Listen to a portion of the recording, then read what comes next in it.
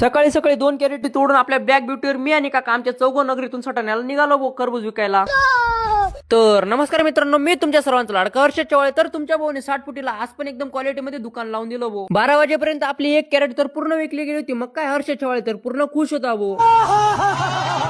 Finally आपल्या 2 कॅरेटी विकल्या गेल्या, पण हे 6 खरबूज काही विकले जात नव्हते. मग काय एवढ्या उन्हात आपल्या ब्लॅक ब्युटीला डायरेक्ट ताण लागून गेली होती. मग काय ब्लॅक ब्युटीला पाणी पाजायला आणलं होतं पेट्रोल पंपावर. आजकालची मुलं करता वेगवेगळे नशे. हर्षद चव्हाण टाकून घेतलं आपल्या ब्लॅक ब्युटीला पेट्रोल म्हणजे 600.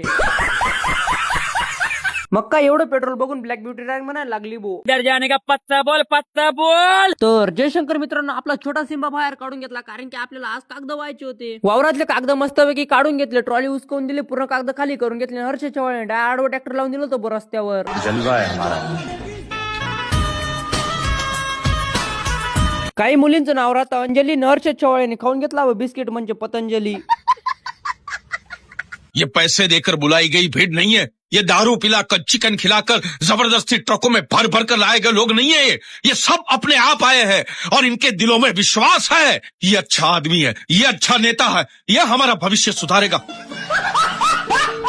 मग काय कोंबड्यांचं भविष्य सुधारून दिलं. हर्षद चव्हाण शांतपैकी बसून मस्त व्हिडिओ एडिटिंगला लागून गेला भाऊ. आणि असे नवीन ब्लॉग बघण्यासाठी हर्षद चव्हाणला फॉलो, लाईक, शेअर नक्की करा. धन्यवाद.